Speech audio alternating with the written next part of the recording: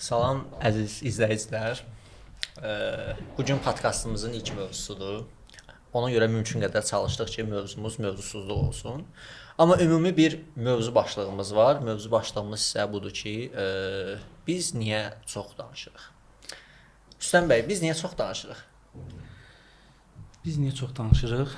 Biz ona görə çox danışırıq ki, bizim danışmaya ehtiyacımız var. Yəni insan danışmasa nə olar? Nə olur? Danışmamış olur. Çox gözəl.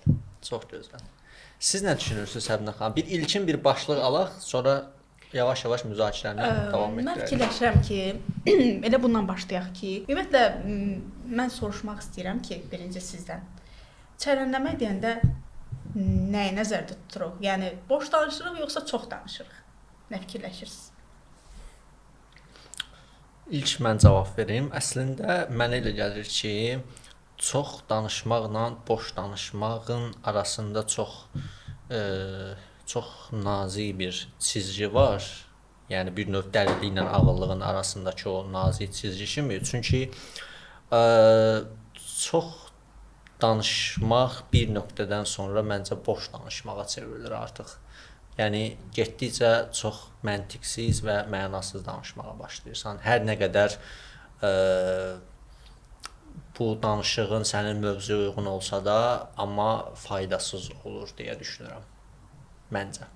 Səncə? Məncə boş danışmaq ümumiyyətlə çox vacib bir şeydir. Niyə görə? Çünki biz həyatda belə deyək də, ancaq ciddi mövzulardan danışa bilmərik. Çünki o insanın belə deyək də həyatını belə deyək yumşaltmaz, yəni münasibətləri. Ümumiyyətlə münasibətlərdə boş danışmaq məncə çox vacibdir. Çünki boş danışmadıqca biz demək olar ki, bütün mövzularda, ciddi mövzularda danışsaq, ümumiyyətlə həyat məncə çəkilməz olar. Maraqlı yanaşmadır. Məsələn, belə bir situasiya deyək də, tutaq ki də, iki insan söhbət eləyir, müəyyən bir mövzu ətrafında müzakirə aparırlar, danışırlar və kənardan bir şəxs də onları müşahidə edir. Bu mövzunun nə olmasından asılı olmayaraq, kənarda duran şəxs bir nöqtədən sonra nə düşünəcək? Yəni necə bir reaksiya verəcək onların söhbətinə? İki hal var da burada. Ya onların söhbətinə müdaxilə edəcək, yəni o da qoşulacaq onların söhbətinə və yaxud da bunlar məsələn nə danışırlar görəsən deyib uzaqlaşacaq. İndi burada əslində olan nədir? O iki şəxsin söhbətinin faydalı və yaxud faydasız olması deyil də. Əslində mən belə düşünürəm ki, o iki şəxsin danışığa sərf olunan zamandır.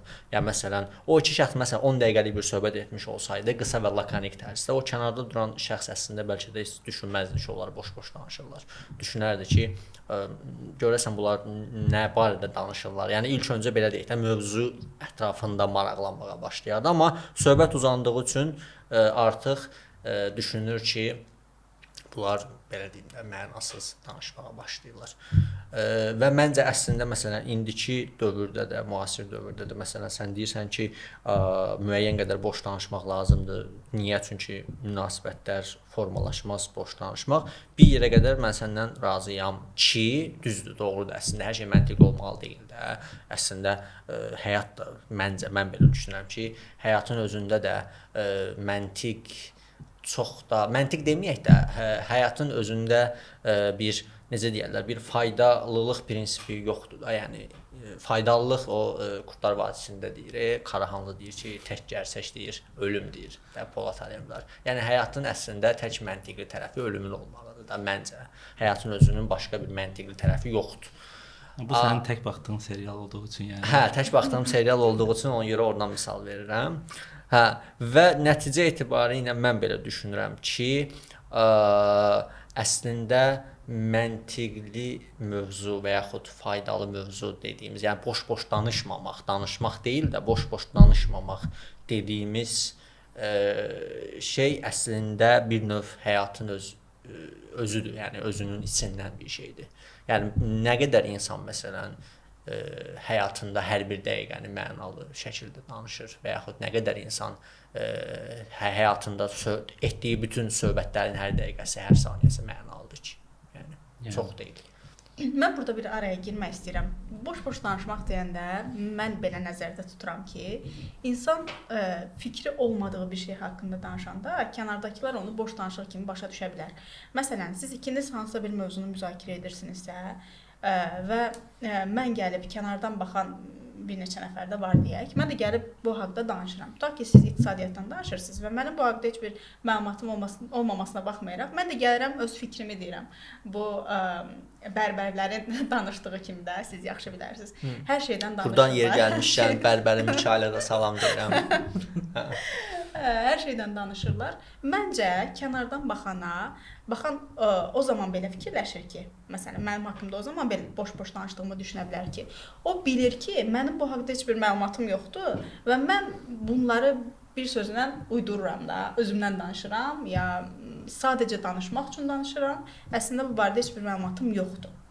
Mən belə yanaşıram və fikirləşirəm ki, əgər bir şey haqqında məlumatın varsa, sən o haqqda danışa bilərsən. Əgər o məlumatın doğruluğuna da inanırsansa, söhbət ciddi mövzulardan gedir. Amma belə ümumi sizin dediyiniz bu məişət mövzuları və s. ki var, onsuz da bu haqqda danışmalı. Yəni danışmasaq, hər bir kəsin danışmaq ehtiyacı var. Düşünək ki, yəni biz insanıq, hətta ChatGPT-yə yazanda belə kiçik adi bir şey soruşursan, sənə nə uzunluğunda bir mesaj verir və söhbəti davam elətdirməyə çalışır, robot olaraq da belə deyək. Amma biz insanıq və təbii ki, bizim dinlənilməyə və danışmağa ehtiyacımız var. Qadın olaraq daha çox ehtiyacımız var. Sizdən 2 dəfə çoxdur. Ona görə məncə bu məişət və gündəlik mövzular danışılmalıdır. Amma o boş-boş danışıq söhbəti məhz ciddi mövzular ətrafında danışıqlara aid edirəm mən boş danışıq. Yəni məsələn, baxın belə bir şey var da, indi hamı məsələn danışır da, hamı söhbət edir müəyyən mövzular ətrafında və indi çox məsələn indi hamımız bilirik də aşağı-yuxarı bəzi şəxslər var ki, məsələn, sahəsi tutalım ki, tamam başqadır, amma onu məcbur edirlər ki, sən öz sahən haqqında danışma, məişət mövzusundan danış, qadınlardan danış, nə bilim, evlənməkdən, boşanmaqdan danış, yəni görürük də hamımız. Məsələn, mənə görə, məsələn, indi insanlar tənqid edirlər də, deyirlər ki, sən məsələn də indi tutaq ki, proqramçısan, sən niyə ailə məişət mövzusundan danışırsan? Hə, amma mən belə düşünürəm ki, əslində mənim fikrimcə bir mövzu barədə professional rəy bildirmək başqa bir şeydir, amma bir mövzu barədə şəxsi fikir bildirmək bu başqa bir şeydir. Hər bir şəxsin istənilən mövzuda bir şəxsi fikri ola bilər. Bəs bu şəxsi fikri insanlarla bölüşmək nə qədər doğrudur, yəni? Sən şəxsi fikri belə deyə də publik olaraq bölüşürsən və buna müəyyən qədər ya sayda insan baxır da, bu səncə sənin şəxsi fikrindən çıxıb artıq başqa bir yönə doğru getmir?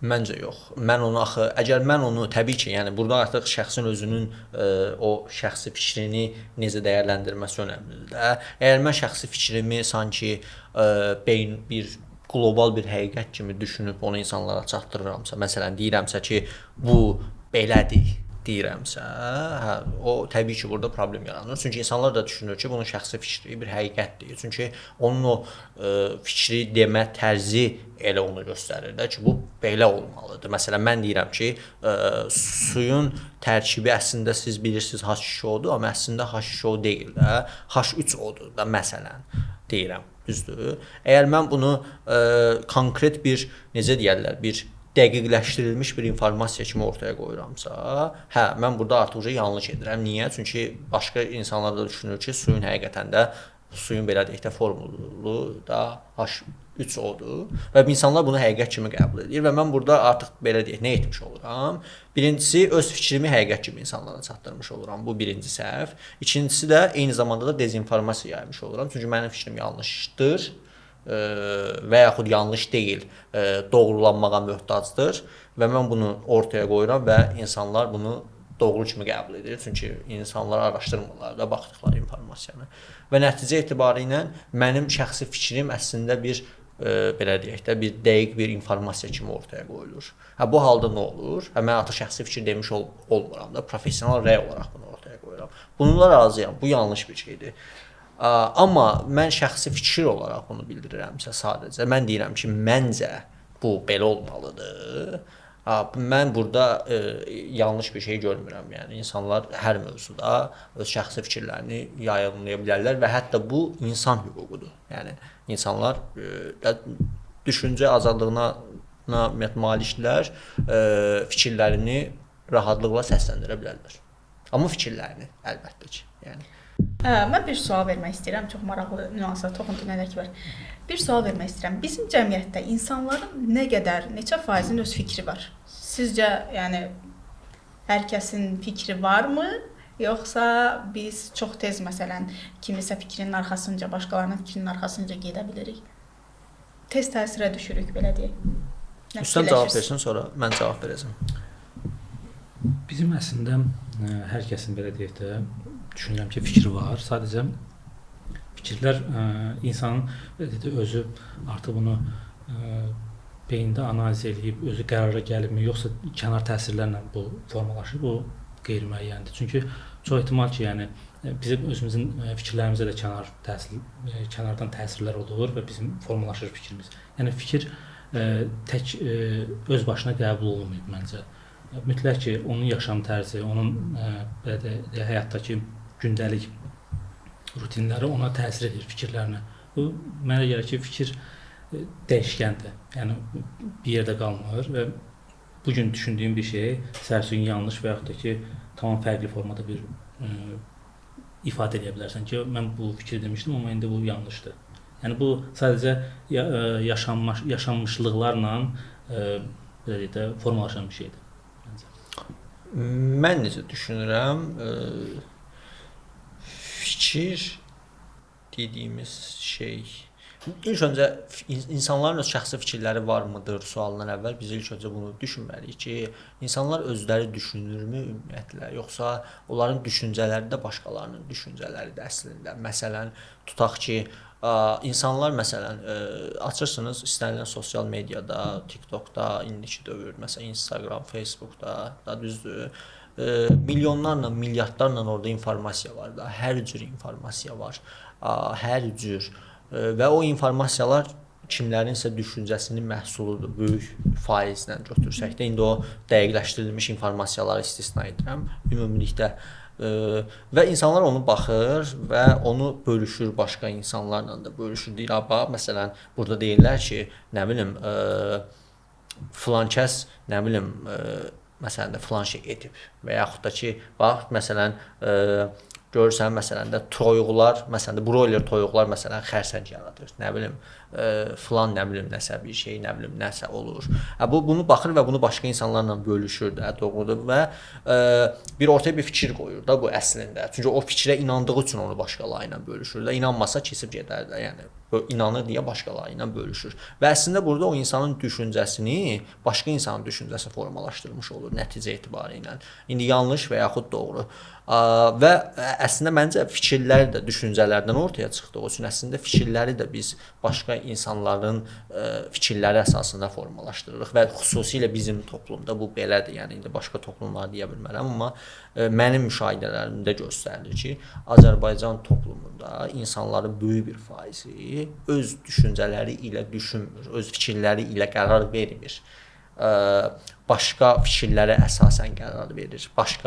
Başqalarının düşüncələrinə əsasən və yaxud onların düşüncələrinin belə deyək də toplamına əsasən qərar verir. Məsələn, ana, ata, qardaş, bacı, əmi, xala, dayı, bibi və onlar nə düşünər, nə düşünür, məsələn, hər hansı bir mövzuda deyir və o da o düşüncələrin toplamı qədər. Bir növ şey oxşur, o bir söz var, deyir insan deyir ətrafındakı deyir 5 insan deyir toplamıdır da. Bir növ o tərzdə. Yəni insan əslində həqiqətən ətrafındakı 5 insanın toplamıdır. Niyə? Çünki insanın düşüncələrini onun ətrafındakı 5 insan insanın düşüncələri formalaşdırır. Yəni məsələn, mən məsələn heç cür başa düşə bilmirəm. Məsələn deyirlər, məsələn, insanlar azad düşünün, azad fikirləşin, nə bilim, azad hərəkət edin, falan şey edin. Amma əslində bizim azad düşünməyimiz, azad fikirləşməyimiz mümkün deyil. İstər bu tərəfdən, istər bu tərəfdən biz kimlərinsə fikirlərini, kimlərinsə düşüncələrini əsas götürərək fikirləşirik də, düşünürük. Yəni mən belə düşünürəm, yəni. Mən bu barədə bu mövzuda rəhbərlə razıyam. Həqiqətən də yəni biz həm təsirə tez düşürük ümumiyyətlə təsir məsələsində biraz dəysək. Çox tez təsirə gedirik bir növ Türkiyəyə gedən millətik. Kimsə nəsə bir fikirlə sürdüsə, onu araşdırmadan sadəcə subyektiv rəyimiz var orada belə deyək də.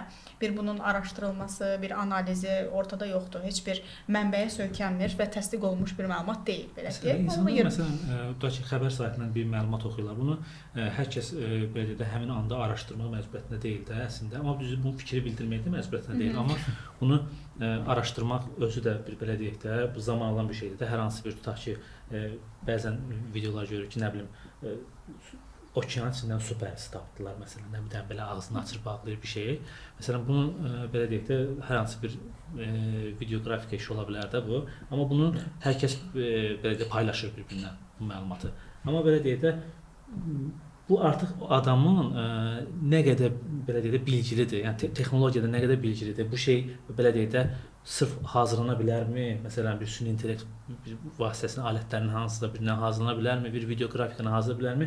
Bu məlumat olmayan da insanda avtomatik olaraq bu ona inanma məcburiyyətidir. Çünki başqa bir yolu yoxdur adamın. Məncə yəni analiz eləsə belə mümkün deyil analiz etmək insanların bəzi məlumatları. Məsələn, bizim hər hansı bir tutaq ki, iqtisadi bir mövzuda və yaxud da ki, hansı bir digər tutaq ki, tibbi bir mövzuda atılan ortalığa bir iddianı bizim araşdırmaq şansımız yoxdur, çünki biz bu sahədə deyilik.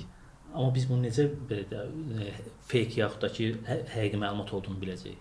Bu da qeyri-müəyyəndir. Bəli, çünki ilk öncə biz o şeyin kökünə inməliyik, o nə bilim iqtisadi mövzuda iqtisadiyyat əsaslarını bilməliyik falan. Ondan sonra oturub onu araşdırmalıyıq. Amma indi burada bir məsələ də var da, axı iqtisadiyyatı bilən insanlar da o yalan, səhv məlumatların belə deyək də toruna düşürlər. Yəni iqtisadiyyatı bilir və ya məsələn həkimlər, məsələn indi ad çəkməyəcəm, məsələn bir həkim var idi. Salam deyirik. Hə?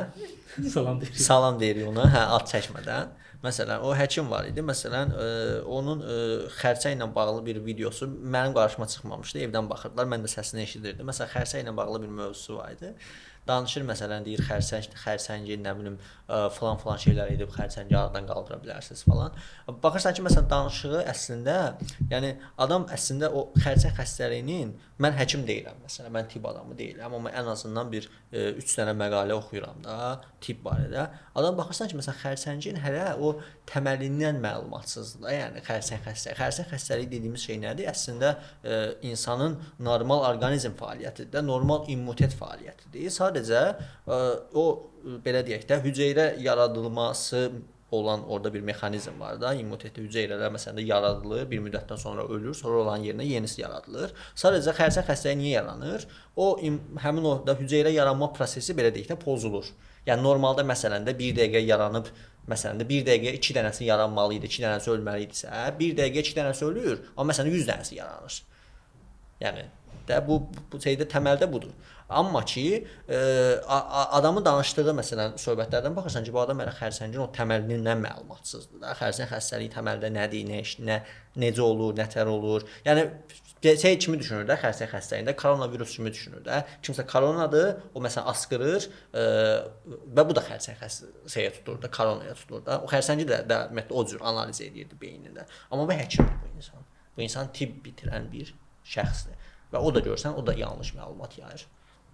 O zaman yaxşı, bəs o niyə o zaman yanlış məlumat yayır? Səncə o bilgisizdir, bununla bağlı belə bir məlumat yayılır? Demək ki, burada bir məsələ yardır. Ya bilgisizdir ki, mən buna inanmıram. Yəni çünki mən məsələn heç bu sahənin adamı olmadan bir məqalə, heç məqalə oxumağa ehtiyac yoxdur. Yəni ChatGPT dövründə ChatGPT-də yazsanız xəstəlik nədir, necə yaranır, o zaten böyük bir izah verir də, yəni sizə. Mən bunu öyrənə bilirəmsə, o da bunu demək ki, oxuyub da bunu nə zamansa da. Demək ki, burada iki məsələ var da. Ya o da başqa insanların fikirlərini ortaya qoymağa çalışır, ya da bundan bir çıxarı var. Məncə bunun, yəni insanların bilmədiyi mövzu haqqında danışmağının səbəbləri bir neçə səbəbi var. Onlardan biri də özünü təsdiq etməkdir. Özündə olan boşluğu necəsə doldurmaq istəyir. Yəni məsələn, əgər bilgisi yoxdursa, bilgili kimi göstərmək istəyir özünü. Olmayan bir şəxsiyyət yaradır və bunu göstərmək istəyir başqalarına. Məncə təməl səbəblərdən biri də budur. Fikirləşirəm ki, indi bilmirəm bununla razılaşarsınız yoxsa yox. Nə düşünürsünüz? Bəzi hallarda məncə elədir. Məsələn, mənim bir tanıdığım bir adam var idi. 30-dan çox yaşı var idi. Ona da salam deyirəm buradan. Hə. Adı Anardır, amma yəqin ki, özü bilər hansı Anar deyirəm. Hə. Məsələn, o necə edirdi? Məsələn, mən o adamda məsələn onda çox psixoloji problem məsələn hiss etmişdim. Məsələn, söhbət etdiyimiz zaman çox tez-tez məsələn heç belə ümumi o söhbətə aidiyyəti olmayan mövzularda çox fantastik məlumatlar verirdi. Məsələn, bilirsiniz deyir, nə bilim, əslində Amerikalılar Amerika Birləşmiş Ştatlarını əslində reptilianlar qurublar. Məsələn, belə bir informasiyalar verirdi. Əslində başqa bir dünya var buz. Hə, Antarktidanın kənarında əslində başqa bir dünya var, onu bizə ortaya çıxartmırlar da, demirlər. Hə, belə bir şey yoxdur. Hə, dünya da düzdür məsələn, belə bir şeylər deyirlər. Hə. Bu böyük bir mövzudur. Hə. Və çox təkrar bu tipdə mövzularda söhbətlər eləyirdi. Və məsələn mən onu hər dəfə onu müşahidə edirdim və o ortaya qoyduğu o mövzu diqqət çəkdiyi zaman sanki bir xoşbəxtlik gəlirdi ona. Xoşbəxt olurdu. Hamı mənim ortaya qoyduğum mövzudan söhbət eləyir. Heç kəsin bilmədiyi məlumatı mən. Hə, heç kəsin bilmədiyi məlumatı mən vermişəm də. Bir şey o xəbər saytlarının jurnalistləri olur, ilk xəbəri verəndə şok başlığı ilə verirlər. İlk xəbəri biz vermişik məsələn, o tərzdə bir şey. Adam elə bir xoşbəxtlik yaşayırdı da, yəni. Niyə? Çünki böyük ehtimal ki, onun hansısa bir psixoloji bir nəysə orada bir şey var da, çatışmazlığı var. O onu artıq bastır eləməyə çalışır. Yəni mən razıyam. O tip şeylər olur. Yəni insanlar məsələn psixoloji olaraq özlərini sübut etmək üçün məsələn o tip belə deyək məlumatlar verirlər. O tip məlumatlar verirlər, amma mənə elə gəlir ki, biraz da nədir məsələ, səbəb nədir? Yəni insanların bu formada məsələn da dezinformasiya vermək, yalan məlumat vermək və buna inanmaqları hətta baxış sayı. Çünki heç kim dünya kürə formasındadır məlumatını baxmır, izləmir. Çünki aşağı-yuxarı hamı bilir də bunu və bu maraqsız bir mövzudur. Amma dünyanın üçbucaq formasında olması barədə bir video, yəni boynumuzalıq hamımıza maraqlıdır da, yəni görəsən necə oldu ki, dünya üçbucaq olur ki, yəni maraqlıdır, Yəni indi bu bir misal idi və bu formada çox bu tip mövzular var. Və mən məsələn acı özünüz diqqət edə bilərsiniz. Məsələn TikTokda baxın məsələn qəribə şok, nə bilim, xərsəngin dərmanı tapıldığı tipli mövzular milyonlarla baxış yığır. Amma həqiqətən də oturub o mövzuda professional söhbət edən insanların videosuna baxın. Məsələn ingilis dilində falan olur. İndi bizdə çox olmasa da ingilis dilində olur məsələn. Baxış sayı yoxdur yəni. 50 min, 60 min mövzu var. Din mövzusu da belədir, məsələn, siyasət mövzusu da belədir. Din mövzusunda məsələn siz həqiqətən oturun bir dini mövzuda, din fəlsəfəsi mövzusunda söhbət edən insanların videolarına baxın. Məsələn, 10 min baxışdan yuxarı görə bilmərsiniz. Amma sünnilik yoxsa şiəlik mövzusuna baxın. Məsələn, milyonlarla baxışı var. Və onun rəylərində deyəndə milyonlarla rəy var. Yəni deməyim nədir? Professional rəy hər zaman daha az izlənilir. O şok başlıqlarından. İnsanlar biraz mistik məlumatlar daha çox maraqlı gəlir insanlara ki, biraz belə deyək də reallıqdan kənar və ya daha biraz fərqli. Çünki insanlar normalda belə deyək də öz stabil həyatlarını öyrəşiblər. Artıq onlara məsələn tutaq ki, bir payızda yarpağın düşməyi məsələn bir möcüzə kimi gəlmir və yaxud da ona bir wow eləmir məsələn bir yağışın yağmağına ona möcüzələr gəlmir. Amma məsələn yağışı yağdırırlar. Amerikalılar yağdırır mövzusu çox maraqlı çox gəlir. maraqlıdır. Məsələn, amma o daha maraqlıdır. Və yaxud da ki, buludları məsələn hansısa zavodda istehsal edib buraxırlar havaya mövzusu məsələn daha zəhərli maraqlıdır. buludlardır. Hamımızı qıracaqlar. Əslində yəni dünya belə deyək də fake bir şeydir. Yəni sadəcə belə deyək də biz orada yəni simulyasiya ediblər kimi məlumatlar daha maraqlı gəlir. Çünki bu artıq bir mistikadır da. Yəni burada biz belə deyək də əsasını, kökünü görmürük əsas mövzunun. Ona görə də bu insanlara maraqlı gəlir. Onun baxış sayında olmanın necə səbəbi odur. Və plus da ki, bunu yayan insanın da heç buna inandığına inanmıram, açığı belə deyək də. O artıq bilir ki, yəni bu mövzu çox baxılacaq, çox rəy yazılacaq. Və digər istər məsələn sosial şəbəkələrdə olan hansısa bir blogerlər olsun, fenomen şəxslər olsun, nələr olsun. Bunlar da etdikləri addımlar da insanların kütlənin psixologiyasını bilirlər ki, yəni burada qeyri-adi bir hərəkət eləsə, qeyri-adi bir danışıq eləsə, bu daha çox effekt verəcək və çox baxılacaq. Və insanlar da belə deyək də mənfi rəy əslində verərək, belə deyək də öz aralarında insanlar bu mövzunu danışaraq daha çox onu belə deyək də ön plana çıxarırlar əslində. Bəli, bizdə də çox maraqlıdır əslində. Məsələn, bizdə maraqlı nədir? Məsələn, Türkiyədə belə bir şey görürük də, məsələn, Twitterdə falan da, indi əvvəlki Twitterdə, indi adı da X olub orada. Məsələn, bir siyasətçi, hansısa bir iş adamı, hansısa bir sahənin adamı, məsələn, nəsə bir səhv edir, insanlar onu linçləməyə başlayır. O insan bildiyin də batır da, yəni heç kim o insana iş vermir, heç kim o insanla işləmir, yaxın durmur. Bu yaxınlarda oldu da, məsələn, Türkiyədə elə bir hadisə oldu. Və tamamilə yəni çox pis vəziyyətə gəlir də bu insan. Bizdə əksinədir. Bizdə linç olunan insanın həyat səviyyəsi qalxır, onun müştəriləri artır, onun qazancı artır. Yəni çox maraqlı yanaşmadır. Yəni bizdə insanlar nifrət etdiklərini ucaldırlar niyəsə, sevdiklərini yox. Bizdə insanlar məsələn sevdiklərinin daim belə pis vəziyyətdə olmağını istəyirlər. O Cem Yılmazın bir sözü var, deyir, uça qalmış deyir Cem Yılmaz. Yəni bizdə məsələn biz sevdiyimiz məsələn müğənni, sevdiyimiz aktyor, sevdiyimiz incəsənət adamı hər kimdirsə, biz məsələn onu davamlı pis vəziyyətdə görmək istəyirik, ağır vəziyyətdə görmək istəyirik. Bu ümumiyyətlə məncə bu uğura sevinməməklə bağlı bir şeydir. İnsanların uğurlu olanda bir nifrət duyğusu yaranır insanlara qarşı, insanların ona qarşı bir nifrət duyğusu yaranır ki, bu adam necə uğurlu ola bilər? Necə məndən daha çox qazana bilər bu? Niyə çox məndən qazana bildi və yaxud da niyə məndən daha çox bacarığı var deyə bir algı yaranır. Ona görə də insanlar onlara belə deyək də daha çox az izlənmələrini və yaxud da onlara qarşı belə deyək də simpatiyasının olmamanın səbəbi odur. Amma digər tərəfdən o biz dediyimiz fərqli xarakterdə insanların məsələn izlənməsi, daha çox ucalmasının səbəbi də əslində onları özlərindən aşağı bilib. Hətta baxıb ona şükür edirlər. Baxıb ona şükür edirlər. Şükür edəcə də o da şükür daha çox baxış əldə edir. Yəni daha çox. Məsələn, indi məsələn bu bərbərlər falan çox var da indi bu söhbətlərdə də. Məsələn, bir bərbər var, məsələn TikTokda baxırsan məsələn bir kişidir, özü elegant görünüşlü bir kişidir. Yəni şey olaraq deyirəm, yəni də fiziki olaraq deyirəm, yəni yanlış başa düşülməsin də, fiziki görünüş olaraq elegant görünüşü var. Və məsələn bu kişi professional şəkildə öz işi barədə danışır da. Məsələn, falan saç tipində falan qayçı olmalıdır, nə bilim, o olmalıdır, bu olmalıdır tipində danışır və onun məsələn baxışlarına baxıram TikTokda məsələn 50 min, 60 min ondan yuxarı çıxmır, yəni heç bir baxışı. Amma ki məsələn Vüsal istidir. Bir dənə məsələn nərdivan qoymadığı üçün məsələn milyonlarla baxışı var. Əslində nərdivan qoyduğu üçün deyə, yəni çünki pləkan qoymadığı üçün. Pləkan qoymadığı üçün. Qoymadığı üçün. Məsələn milyonlarla baxışı var və milyonlarla yəni iş görür və mən məsələn yəni yanlış anlaşılmasın, mən tam bir belə deyək də liberal olaraq yəni dəstəkləyirəm onu. Çünki mən fanatiyam. Mən onun məsələn bütün canlı yayımlarına daxil oluram. Axşamlar canlı yayım açır. Bütün canlı yayımlarına daxil oluram. Salamlaşıram. Allah səni qorusun deyirəm, çıxıram.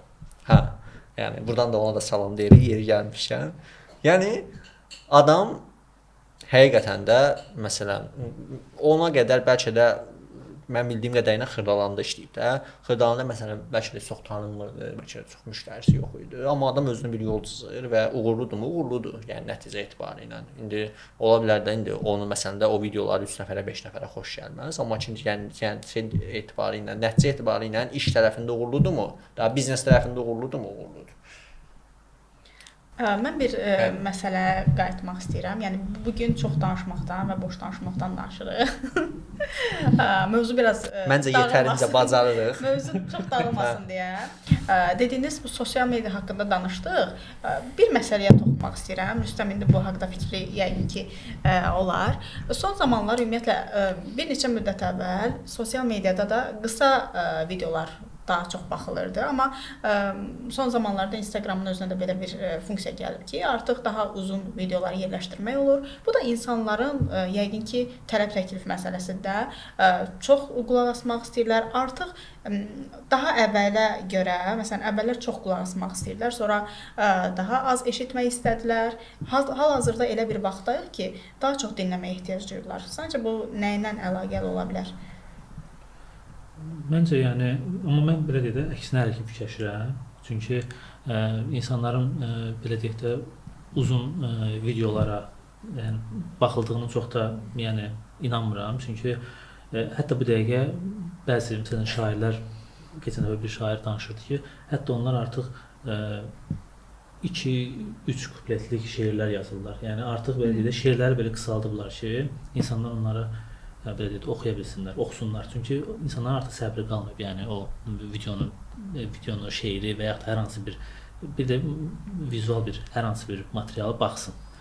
Və uzun videoların ümumiyyətlə xüsusilə sosial şəbəkələrdə baxılmağını açığı belə deyək də hələ ki yaxın müddətdə inanmıram. Çünki hələ bir generasiya gəlir ki, onlar getdikcə artıq sürətlənir onların belə informasiya almağı, onların belə səbri artıq yoxdur, yəni məlumatı uzun-uzadı alsın. Ona görə düşünürəm ki, videolar biraz da daha qısalacaq, yəni. Daha da qısalacaq. Artıq 3-4 saniyənin içində məlumat almaq istəyir, 3-4 saniyənin içində mövzudan xəbərdar olmaq istəyir, tez bir zamanda informasiyanı almaq istəyir. Və bu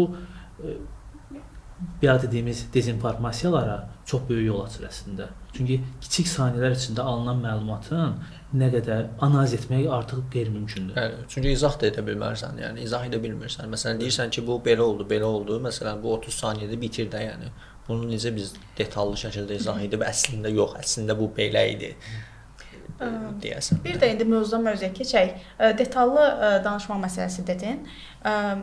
Bayaq səbəbləri saydıq, daha doğrusu saya bilmədik bir ətrafında danışdıq, amma bu səbəblərdən çox danışmaq səbəblərindən biri kimi şəxsən bunu görürəm ki, insanlar bir məlumatı verir və burada da iki yol ola bilər. Ya özünün düşündüyünü tam qarşıdakına izah etmək istəyir. İstəmir ki, onun haqqında, onun dedikləri haqqında fikirləşsinlər ki, ya kimisə xətrinə dəysin, ya kimsə ondan incisin, ya kimsə desin ki, bu nə danışır, belə reaksiyalar görmək istəmir. Bir bu ola bilər.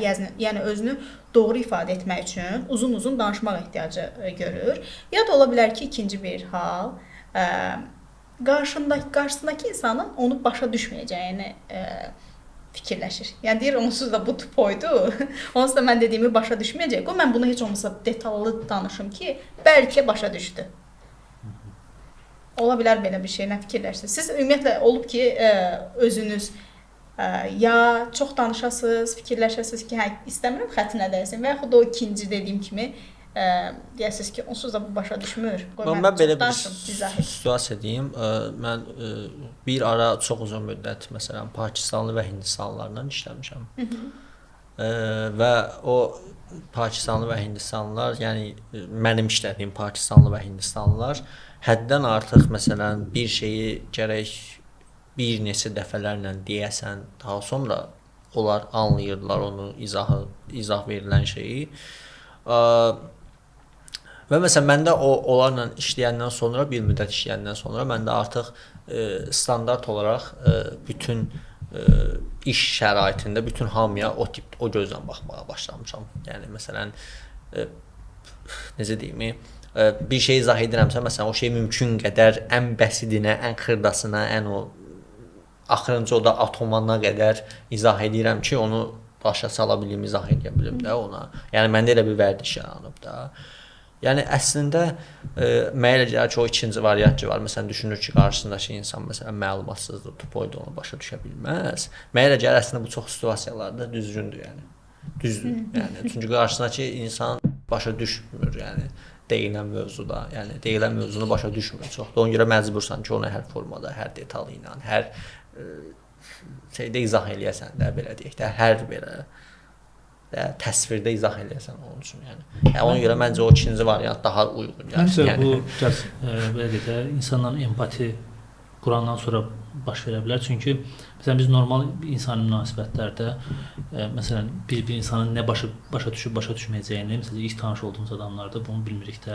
Məsələn biz çox informativ danışa bilərik və ya da ki, hansısa bir sahə ilə bağlı, öz sahəmizlə bağlı çox detallı terminlərlə danışa bilərik. Qarşı tərəf başa düşməyə bilər. Bu normaldır yəni. Çünki sən artıq belə deyək, öz sahənlə bağlı bir mövzudan danışırsan. Amma qaldı ki, ümumi həyati bir mövzuda hər hansı bir müzakirə gedirsə, burada da artıq belə deyək də insanların kapasitesi nə qədərdir, belə deyək də bu mövzudan bağlı nə qədər bundan öncə nə qədər düşünüb bu mövzudan bağlı nə qədər düşünüb, bu da önəmlidir. Və biz artıq 1-2 danışıqdan sonra siz deyən ki, məsələn ki, biz deyə bilərik ki, hə, bu adamdan artıq bu mövzulara danışmayacağam. Çünki bu mövzular artıq bu adamı aşır. Və yaxud da ki, biz yəni düşünürük ki, məsələn, çox vaxt cəhd edirik ki, məsələn, biz bir mövzunu dəfələrlə izah etməyə çalışırıq və yaxud da özümüzə bəzən aldatırıq ki, biz bir şeyi bu adama izah edə bilərik, məsələn, deyə cəhdlər eləyirik dəfələrlə. Amma olmur və bu artıq belə deyək də insanın inadından asılıdır ki, nə qədər dözəcək buna, nə qədər belə deyək də bu informasiyanı verməyə çalışacaq. Çünki qarşı tərəf öz mövqeyində durub, yəni o heç bir irəliləyiş göstərmir, belə həyati şeyləri nədir tamamilə yoxdur, düşünmür, heç vaxt düşünmür bu barədə. Və sən dayanmadan artıq yəni belə deyək də yersiz yerə informasiya verirsən, yersiz yerə informasiya verirsən və yersiz yerə izah edirsən. Şey nədir, tam belə düşmüsən, daha ən aşağı formada izah edirsən, nə bilim çöplərlə izah edirsən, nə bilim güllə izah edirsən, nə bilim pambıqla izah edirsən, bir şeylərlə izah etməyə çalışırsan, amma reaksiya yoxdur. Reaksiya yoxdur. Yəni əslində məncə elə o insanlar daha çox xoşbəxtlər də, düşünmürlər çünki. Yəni məsələn, axşam işdən evə gəlib, axşam saat 5-də, 6-da, 7-də indi yol tıxacını nəzərə alsaq, 8-9-da evə gəlib məsələn, evdə açıb televizoru, standart məsələn Azərbaycan kanallarına baxıb, izləyib və orada alınan informasiyanı doğru qəbul edib, heç bir şey sorğulamamaq və bir məsələn çayını içdi, yeməyini içdi, getdi uzandı. Hətta o insanlar məncə daha xoşbəxtdirlər. Düz də ola bilərlər, bəlkə əslində özləri bunların fərqində deyillər ki, onlar xoşbəxt deyillər. Niyə üçün düşünürlər ki, mənim problemim var, dərdim var, nə bilim kreditlərim var, borcum var falan, amma əslində o düşünməyən insanlar məncə daha çox xoşbəxtdirlər, yəni. Nəinki o sən dediyin kimi o məişət mövzusunda düşünən və onu xırdalayan, yəni xırda hissəsinə qədər və ya sadəcə məişət mövzusu yoxdur, ümumiyyətlə hər hansı bir mövzunu çox detallı ilə düşünən, yəni düşünməmək məncə daha çox xoşbəxtlik idi, yəni. Yəni bir sözlə bilgisizlik xoşbəxtlikdir də. Bəli. Bir növ informasiya almamaq xoşbəxtlikdir. Xoşbəxtlikdir. Bəli. Baxın məsələn Afrika ölkələrində uşaqlara, böyüklərə necə xoşbəxtdirlər. Oynayırlar, öz dünyalarında xoşbəxtdirlər, amma biz öz mediamızda, televiziyamızda necə göstəririk Afrikalılar aclıqdan ölürlər, aclıq problemi var, məsələn, suya çata bilmirlər uşaqlar tez olur. Doğrudur, əlbəttə ki, var. O məsələyə mən bir şey demirəm. Amma o hiss məsələsi var da, o daxildə özlərinin hiss etdikləri necə hiss edirlər. Məsələn, baxın Afrika ölkələrində onların özləri necə görürlər öz həyatlarını. Məsələn, xoşbəxtlik, gülürlər, danışırlar, oynayırlar, öz rəqsləri falan. Amma bizdə məsələn hər hansı bir susuzluq problemimiz yoxdur, hər hansı bir necə deyim, məsələn də hər hansı bir ciddi məsələn dərman sıxıntımız yoxdur, dərman almaq istəsək ala bilirik, nə bilim istənilən məsələn də qida var, istədiyimiz marketdə düşdün aşağı alırsan, amma biz bədbəxt özümüzü bədbəxt olaraq görürük də, yəni xoşbəxt hiss etmirik. Yəni amma əslində məncə elə xoşbəxtlik budur. Yəni xoşbəxtlik həmin o informasiya ala bilməməkdir, məlumat ala bilməməkdir, düşünməməkdir, problemləri. Yəni nə qədər çox düşünürsənsə, bir o qədər daha çox özü belə deyək, pis hiss edirsən də. Düşünməsən tamamdır da xoşbəxtsən. Məsələn, İslam fəlsəfəsində məsələn belə bir şey var da, ümumiyyətlə belə bir qayda var da. Deyirlər ki, məsələn də şeylərdə peçidə kurtul. Yəni razılaş da xilas olacaqsan. Yəni sorğulama. Yəni razılaş, xilas olacaqsan. Əslində bu burdakı məsələ yəni mən bunu bu formada düşünürəm ki, burdakı əslində razılaş, xilas olacaqsan məsələsi nədir əslində altda yatan məsələ? Çox düşünmə. Problemləri düşünmə. Problemin var, get həll et. Düşünmə. Yəni o adamlar var ya, məsələn, var çox məsələn görürəm, rastlaşıram məsələn. Problemi var və gün ərzində o problemi dəfələrlə təkrarlayır. Mənim də kreditim var, mənim də filan borcum var, nə bilim maşının nakladkası qaldı, o necə düzəldəcəm, nə bilim filan şey. Amma heç bir şey də etmir. O problemi həll etmək üçün heç nə etmir. Krediti var, işləmir. Maşının nakladkasını düzəltmək lazımdır. Düşüb aparıb ustaya düzəltmir. Biz dediyimiz xoşbəxtlik məsələsi bax burada şey tərs oldu da. Niyə görə? Çünki bu adam düşünmədiyi üçün sadəcə belə problemə fokuslanır və düşünəndə artıq belə deyək bu çözümə gələcək, axı bir həll yolu axtaracaq. Amma bu indi əslində yox, məncə elə deyil əslində. Düşünmək dediyimiz şey biri var problemə həll yolu tapmaq. Biri var sadəcə problemi düşünmək. Bu insanlar problemi düşünürlər, həll yolu düşünmürlər ki. Problemi düşünməklə həll yolunu düşünmək başqa bir şeydir. Yəni məsələn də proqramlaşdırmada belə bir şey var da. Bir problem var, problem çıxır və sən o problemə bir solution qoyursan da, bug var və onu sən belə deyək də, onu həll yolu gətirirsən ki, bu sətirdə məsələn filan şeyi səhv yazmışam, ona görə və yaxud da ki, məsələn də filan alqoritmi səhv qurmuşdum, ona görə bu da belə oldu. Mən həll yolunu düşünürəm də, doğrudur. Problem onsuz da var da, problemi düşünərək nəyi dəyişəcəm ki, mən heç bir şey. Həll yolunu düşünürəm ki, mən bunu necə həll edə bilərəm. Sən bu xoşbəxt edəcəksən. Nə? Sən xoşbəxt edəcək bu düşünmək. Çünki yox. Heç bir halda düşünməyə xoşbəxt eləməyəcək. Heç bir halda eləməyəcək. Amma ən azından o problemi həll etdiyin zaman xoşbəxt olacaqsan da. Aynen, xoşbəxtçilik olacaq. Yəni onsuz da zaten xoşbəxtlik moşu demiş,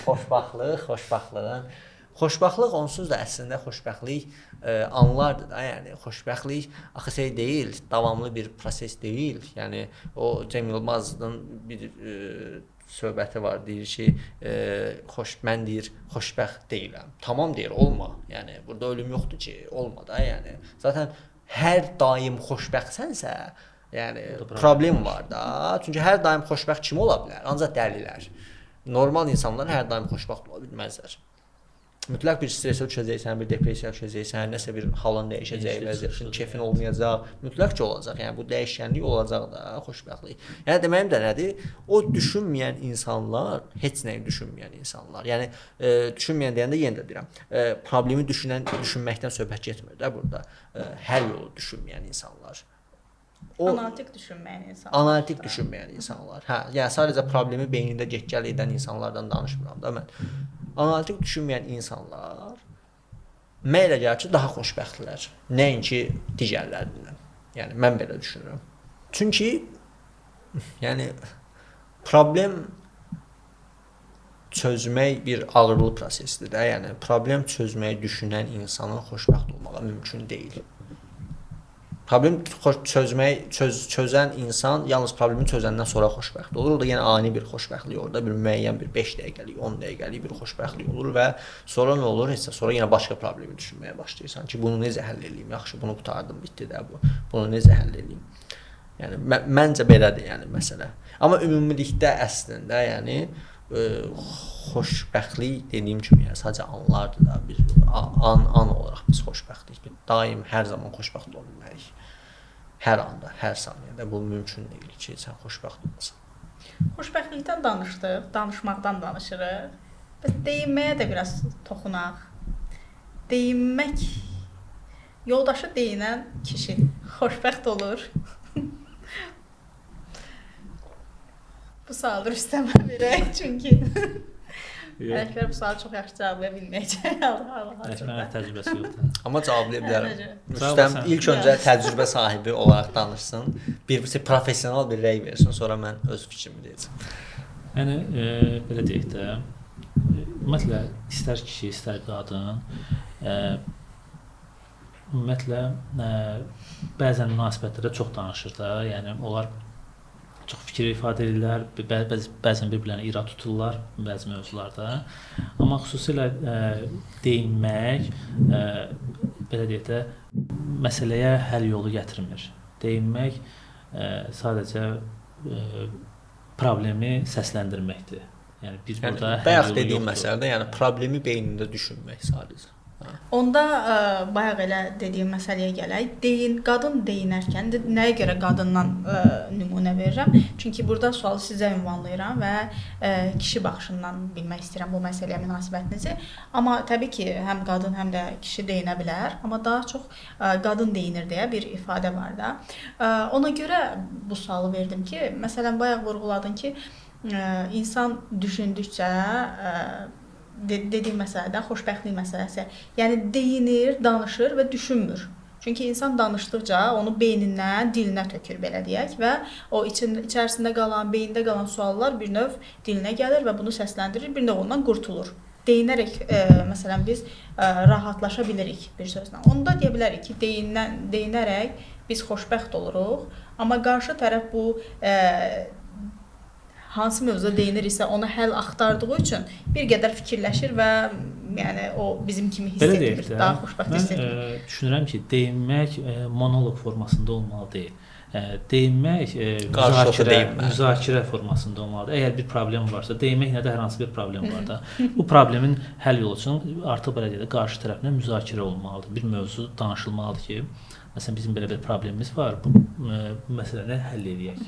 Amma çox zaman, xüsusilə Azərbaycanda deyinmək monoloq formasındadır. Məsələn, tutaq ki, kişi divanda uzanıb, məsələn, görürsən ki, kuxnada kimsə danışır. Məsələn, monoloq formasında bir problemi dilə gətirir, sadəcə deyir belə, danışır. Bu belə deyək də, deyinmək əslində budur. Amma qaldı ki, məsələn, bir problem var, gəlir qarşı tərəfə deyir ki, bizim belə bir problemimiz var, bunu müzakirə edək. Bu artıq deyinmək yox, belə müzakirədir. Müzakirədir. Deyinmək monoloq formasında olur. Yəni bir insan dayanmadan eyni tərzdə Yapon işgəncəsi kimi dayanmadan eyni səs tonundan, eyni desibellə. Bu da biraz dinlənmək ehtiyacından yaranır əslində. Çünki deyinmək o zaman baş verir ki, bir dəfə məsələn müzakirəyə çıxardırsan hansısa bir mövzunu, görürsən ki, yox, çox da qarşı tərəf səni vecinə almır, ya çox da ona maraqlı deyil bu mövzu. İkinci dəfə olur, yenə belə, üçüncü dəfə artıq deyinmə formasına keçir. Məsələn, bir dəfə tutaq ki, corabınızı çıxardırsınız, yerə atırsınız, yoldaşınız gəlir bunu götürür, qoyur kənara. İkinci dəfə deyir ki, bu corabları bura atma da, sənə demişəm. Amma siz yenə də eyni şey edirsiniz. Artıq başlayır ki, problem əslində ordadır. Problem ordadır ki, birincidə belə deyək də bu müzakirə eləməmiş, gedib atır, ikincidə aqressiv formada deyirsə, problem elə buradan başlayır ki, bu elə birincidən müzakirə olunmalı idi. Yəni məsələn, bunu birinci belə deyək də tolerans göstərir, götürür, aparır atır ki, səhv eləyib və ikincidə artıq belə deyək də bu adam artıq vərdiş eləyir axı buna. Avtomatik olaraq, yəni bu olan bir şeydir, ola bilər, yəni bu corabı ata bilərəm. Çünki kişinin beyni elə işləyir də, yəni əgər bir problem yoxdursa, əgər bir qarşıdan reaksiya gəlməsə, okeydir hər şey, yəni biz məsələ yoxdur. Məsələ yoxdur. Bir də bu mövzunu gətirmək istəyirəm, danışmaq mövzusunu uşaq mövzusuna. Ümumiyyətlə uşaqlarla söhbət məsələsinə gəlib çıxmaq istəyirəm. Bu çox eşitmişik bu mövzularda. Biz özümüz də uşaq olanda məsələn çox danışmamağı deyiblər, böyük olan yerdə danışmamaq olsun. Bu kimi qəlib cümlələr çox eşitmişik də. Yemək yeyəndə danışmamaq olsun. Yəqin ki, ona görə də ölkədə bütün böyüklər boş-boş danışır. Çünki uşaq vaxtı danışmağa imkan vermirlər. Həvəsini öldürür. Danışaraq həvəsini öldürür. Və siz məsələn Rüstəm, bildiyim qədər sən atasan. Sən uşaqlarla necə münasibət qursan danışmaq mövzusunda? Məsələn, olur da o gördüyümüz Avropa ailələrində kimi bir söhbət saatınızmı deyək, yoxsa necəsə bir müzakirə formanız, müzakirə günləriniz yoxdur. Çünki ümumiyyətlə evdə çox az vaxt keçirdiyim üçün işlə bağlı çox çöldə olduğum üçün yüksək saatlarımız harda tutduq, orada söhbət edirik. Yəni mövzu budur. Amma qaldı ki, müzakirə məsələsinə mən düşünürəm ki, uşaqlarla ümumiyyətlə bir şey müzakirə olunanda, bir mövzu müzakirə olunanda ondan belə deyək, ümumiyyətlə uşaqla çarşısına qədər empati eləməmək lazımdır həmin vaxtda. Çünki qarşındakı böyük bir insan deyil.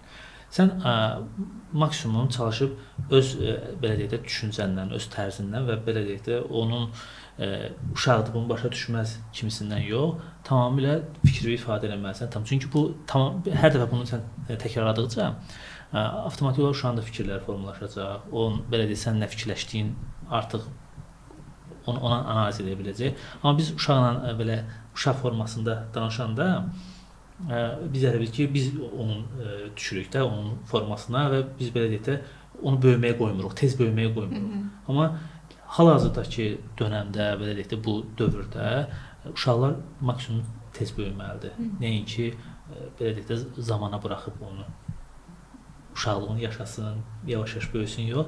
Uşaqlar çalışdığımız qədər tez böyüməlidir. Çünki informasiya çox yüksəkdir. Onlar özləri də çox informasiya alırlar, dezinformasiya bir dediyimiz kimi çox alırlar. İstənilən sosial şəbəkələrdən və bu belə deyək də danışanda, müzakirə edəndə artıq uşaq kimi danışmaq məncə yəni artıq yəni olmaz. Aydındır.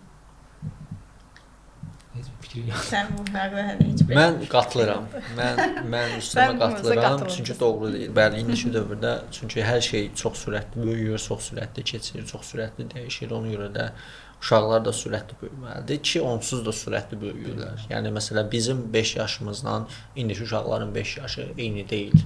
Yəni mən bunu görürəm məsələn daim uşaqlarından görürəm, yəni bir uşaqlarından görürəm ki, eyni deyil. Yəni indiki uşaqlar çox fərqli düşünürlər. Çox fərqli. Yəni biz məktəb vaxtı neçə yaşımıza qədər məsələn müəllimlərə necə baxırdıq məsələn məktəbdə? Müəllimləri yeməyən, içməyən, heç yana getməyən, heç yana gəlməyən bir robot kimi təsəvvür edirdik də. Yəni neçə yaşımıza qədər bu belə davam edirdi də. Yəni çoxu və ya deyək tupoy kimi, yəni o formada düşünürdük. Amma indiki uşaqlar məsələn 6 yaşından, 7 yaşından belə artıq yəni başqa cür baxırlar dünyaya, hər şeyə, bütün proseslərə. Çünki davamlı informasiya axınındadılar da. Bizim vaxtımızda informasiya axınını biz hardan alırdıq? Məktəbdən, televizordan, bir də ətrafımızdakı valideynlərdən falan alırdıq da, yəni maksimum. Amma indiki uşaqlar hər yerdən informasiya axınındadılar. Hər yerdən, əlindəki telefonundan, radiosundan, nə bilim, hər bir şeydən də, hər bir hətta avtobusda, nə bilim, ictimai nəqliyyatda belə hər yandan bir informasiya axınının içindədirlər, yəni və hər cür informasiya alırlar. Siz düşünün də, yəni bizim uşaqlığımızı indiki dövrə qoysaydılar, yəni biz sağ çıxmazdıq, yəni. Yəni çünki müəllimin yeməyən, içməyən bir varlıq olduğunu düşünən uşaq indiki o informasiya mühitində heç sağ çıxmaz, yəni. Mümkün deyil, yəni. Çünki saf olmuşuq da əslində, saf, yəni hər şeyi belə çiçək böcək kimi zənn edirdik. Amma indiki uşaqlar elə deyil, yəni. İndiki uşaqlar özü deyir ki, deyirsən ki, məsələn də indi uşaqdır deyə düşünüb indi dəqiq informasiya vermirsən də biraz bunu başqa formada deyirsən. Deyir yox, nə danışır, deyir, yox, deyir, bu belədir deyir, yəni. O sənə deyir, sən belə qarşısan ki, bu nə danışır. Mən bilmirdim, yəni. Çox fərqlidir, çox sürətli böyüyür indi. Hər şey çox sürətli dəyişir. Ona görə uşaqlar da sürətli böyüməlidir, yəni. Məcburdular, yəni. Məcburdur, çünki böyüməsə alınmır axı, yəni, alınmır, getmir. O yəni o deyir ya məsələn uşaqlığın yaşanmalıdır, tez böyüməsin. Əslində indi uşaqlar tez böyüsün ki, uşaqlıqlarını yaşasınlar. Çünki yaşaya bilməyəcəklər. Çünki hər şey dəyişir. Bizdə qəribə bir anlayış var. Məsələn, əvvəllər bizim məsəl üçün valideynlərimiz bizə zaman ayırmaq məsələsində biraz problem var idi də. Çünki onlar bizə uzun zaman ayıra bilmirdilər, bizlə vaxt keçirə bilmirdilər. Xüsusilə atalar ümumiyyətlə vaxt keçirmirdilər uşaqlarla. Söhbət saatı dizib ya.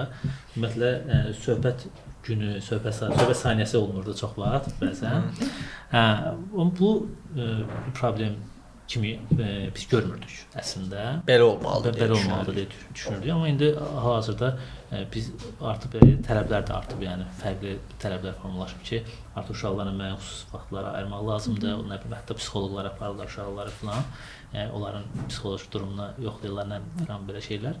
Amma belə deyək də Biz amma belə deyək də bu dəqiqə dönəmdə görürəm ki, yeni nəsillər artıq psixologiyası daha korlanmış vəziyyətdə. Halbuki bunlar çox zaman ayırırlar. Bunlar valideynlər daha çox vaxt ayırırlar. Amma psixoloqlar daha korlanmışlar. Nəinki Düzdür. Bizim zamanımızda məsələn söz kəsirəm. Məsələn bizim zamanımızda məsələn uşaqlar daha sakin, daha uyumlu, daha huzurluydu. Yəni indi çox uşaq indi yəni belə pis sıxmasın, vəhşidirlər, yəni vəhşi. Mən buna bir fikir bildirim. Çünki bizim nəsil, bizim belə deyək də hal-hazırda yaşı belə deyək 28, 35, 40 yaş arasında olanlar elə bir dövrdən keçmişik ki, bizə qoyulan qadağalar çox olub. Məsələn, Rüstəmin dediyi o ata ilə olan münasibətdə o pərdə məsələləri olsun və yaxud böyüklər olan yerdə danışmamaq olsun, bu kimi şeylər çox olub və biz hal-hazırda valideyn olduğumuz bir vaxtda fərqli yanaşır övladlarımıza. Məsələn, fikirləşirik ki, mənə belə olmayıb, qoy mən uşağıma belə olum. Ona görə artıq orada da biz o xətti tuta bilmədiyimiz üçün bilmirik, yəni necə davranaq, aşırıya gedirik, çox edirik məsələn. Buna məsələn belə desək nazı ilə oynayır o uşağın. Əvvəl məsələn heç danışmırdıqsa, indi o qədər çox danışırıq ki uşaqla da. Bu da dozunu itiririk. Bəli, yersizləşir məsələn də. Və yaxud da başqa məsələlər olsun. Biz özümüzə edilməyənin çox, məsələn, etməliysə 10 qatını, edirik 100 qatını. Bu da dozu keçmiş olur. Ona görə Əkbərin dediyi kimi o ortaya vəhşi. Yəni indi bütün uşaqlara aid deyil təbii ki, amma yəni çoxluq elədir. Yəni baxırsan da məsələn avtobusda, nə bilim, ictimai nəqliyyatda, yolda, küçədə, parkda, yəni və uşaqlar vəhşiləşiblər. Yəni vəhşiləşiblər. Yəni çox biz elə deyildik də. Məsələn bizim böyük oturub böyüklər söhbət edəndə məsələn bizi imkan, yəni nə idi də biz bir kəlmə nəsə deyək də, yəni demirdik də, sakit otururduq da. İndi elə deyil yəni. İndi çox fərqlidir. Hər şey çox. Ona görə də yəni çox sürətli dəyişir və dünya çox sürətli dəyişir yəni. Bu günlə sabah eyni deyil. Yəni ona görə yəni ehtiyatlı olmaq lazımdır. Söz tapa bilmirəm o izah eləməyə. Çox danışmamaq üçün fikrimizi ümumiləşdirsək, çox danışmamaq üçün və yerli danışmaq üçün nə tövsiyə edərsiniz? Nə tövsiyə edərəm? Birincisi, danışdığınız insanları yaxşı seçin. İkincisi, danışdığınız mövzuları yaxşı seçin. Üçüncüsü də danışdığınız sözləri yaxşı seçin. Bu üçünə riayət eləsəz, çox danışmayacaqsınız, boş da danışmayacaqsınız, yerində və faydalı danışacaqsınız. Məncə çox danışmaq dediyimiz şey əgər belədikdə boş danışmaq kimi götürsək, o çox önəmlidir münasibətlərdə, yəni bayaq da dediyim kimi. Çünki susmaq belədikdə hər hansı insani münasibətləri paslandırırsa, boş danışmaq belə olsa, bu münasibətləri cilalayır, parıldadır yəni. Ona görə danışmaq istənilən vəziyyətdə önəmlidir. Belə bir şey var da, yəni xoşbəxtlik hormonu həm də belə yaranır insanda, çünki danışdıqca belə də biraz emosional yükün düşür aşağı, daha rahatlaşırsan danışdıqca. Fərqi yoxdur, nə danışdığına önəmi olmadan. Yəni, bu çox önəmlidir, yəni danışmaq. Sadəcə qarşı tərəfi belə də bezdirmədən, yəni. Çünki sən terapiya alırsansa, qarşındakı yəni terapist deyil də, yəni bir müddətdən sonra yorulacaq. Hətta yəni terapist olsa belə onun da bir saatı var da, bir saat var. Müəyyən bir saat çərçivəsində boş danışmaq olar məncə. Belə. Bu qədər. Bugünkü bölümümüzü, ilk bölümümüzü yekunlaşdırırıq. İndi son ana qədər salam göndərdiyimiz hamıya bir daha salam göndəririk. Yekunlaşdıraq, bitirək. İnşallah ki, növbəti bölümümüzü də görəcəksiniz, paylaşacağıq. Sağ olun. Sağ olun, salamat qalın.